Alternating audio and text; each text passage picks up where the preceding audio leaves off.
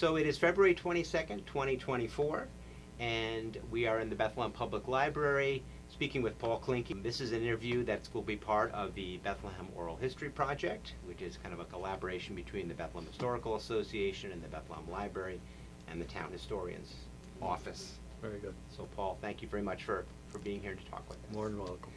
Let's start 100 and some years ago. Who were William and Helena Kleinke? My grandparents, and they lived in the south end of Albany, and my father also lived with them. In 1915, they come out to Glenmont actually, the post office. That's kind of how he got the name of Glensmere's farm, because it actually is Ellesmere, but the post office was Glenmont, so he took the two names and merged them together. Do you have any idea when your grandparents arrived in the country, or? I don't really know Okay. when the grandparents came over, but they came from Germany, and I guess they met over here. Okay. And you said down in the south end. Do you know what they were doing before they moved out to? Their family were meat cutters, so my father seemed like a natural to cut meat because he was kind of born and raised into it, like I was born and raised into the farming business. And you mentioned that your father was also lived in Albany before they moved out here. Yeah. Was he an only child, or were there other children in the family? The other children also, yes. Okay, can you tell me who those were, if you remember? Let's see, he had 2 sisters, 2 brothers, that I can think of that right at the moment. Okay, all right. But he was, the whole family obviously moved out here to the farm. Exactly, yeah. When you moved out to the Glensmere farm, was the idea to be a dairy farm at that time? Well, initially, I'm not quite sure of that part there, but he traded a horse for 2 Guernsey calves, and that's how he actually got in the dairy business. I remember as a youngster that they also raised vegetables and things of that nature there. I don't know exactly when he started processing milk, but he delivered in the city of Albany and the town of Bethlehem, and we did the pasteurization and bottling right there on the farm. I can remember as a youngster they did 2 bottles at a time, but and a hand lever to raise it up and fill the bottles, and then a hand capper to put the caps on. Wow. And of course it advanced much bigger and had a automatic rotary one that did 6 bottles at a time, so that was quite a change from the original. Yeah, I got the impression that the Guernsey cows were very like a specialization for your father, right? Was he very much involved with that? That was they were noted for the butter fat onto them. They had a cream line onto it. That was the big selling point back in the old days. Pasteurized milk with a cream line that went a quarter of the way down the quart of milk, you know. The Holsteins were less percentage of butter fat, and so they didn't glow with the golden part as the golden Guernsey. Okay, so a Kleinke milk would be a little different than some other farms in the area. Right? Exactly right. Yes. Do you have any idea, a sense from your father, why? I mean, was it an economic reason to go from just being a dairy farmer who sold their milk to a processor to doing pretty much that whole process on the farm? Do you know why that decision was made? Well, I just think that he thought he had a special product with the Guernsey milk, and that prompted him to want to provide it for the public. Okay.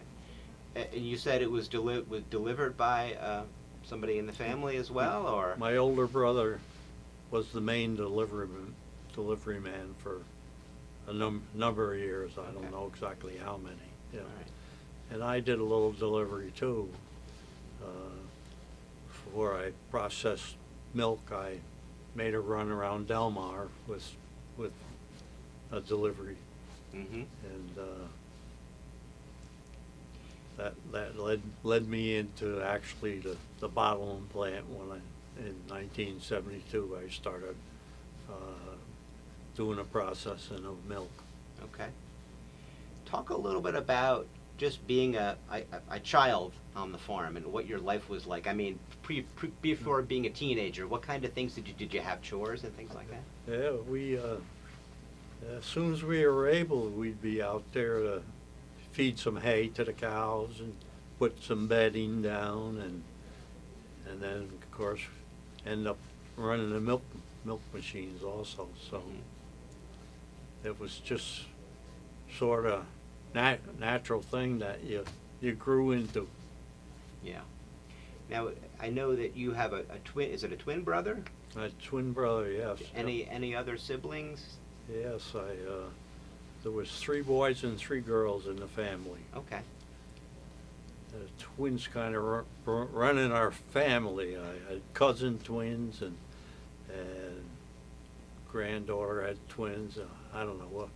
And Debbie's daughter-in-law is expecting twins now, so that will be the 6th Wow. set of twins in the In the Kleinke family. family. Okay.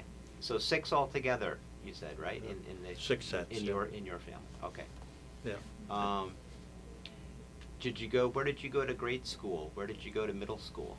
I went to, actually, the town hall was Delmar Grade School. And I went there kindergarten through 3rd. And then I went to Ellesmere 4 through 6. Okay. And they used to have, instead of 5 grades, they Uh-huh. had 6 grades in grade school. Okay. And I went to the middle school for 7th and 8th grade. And at that time, they must have been the construction for the new high school, because there was a split shift, early shift and a later shift, because they had to accommodate all the kids.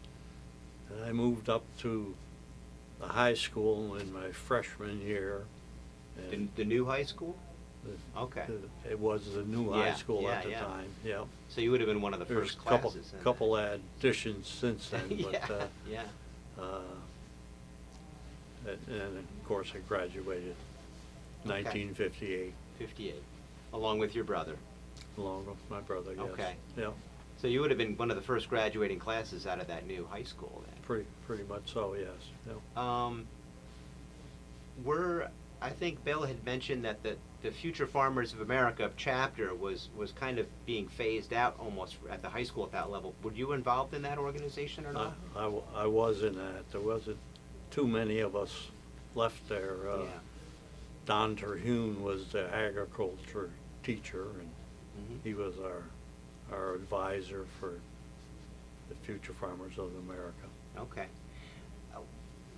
At that point, I think Bethlehem and Delmar and Slingerlands and everything was growing very rapidly, and I guess you would be considered what we call a kind of a farm kid back in those days. Was it any different? Was it being a farm kid going to the high school or the middle school and all the things that you had to deal with? Well, we weren't really involved with the sort of higher up kids. We were called farmer and things like that of that nature. Yeah. Ridiculed. Uh-huh. But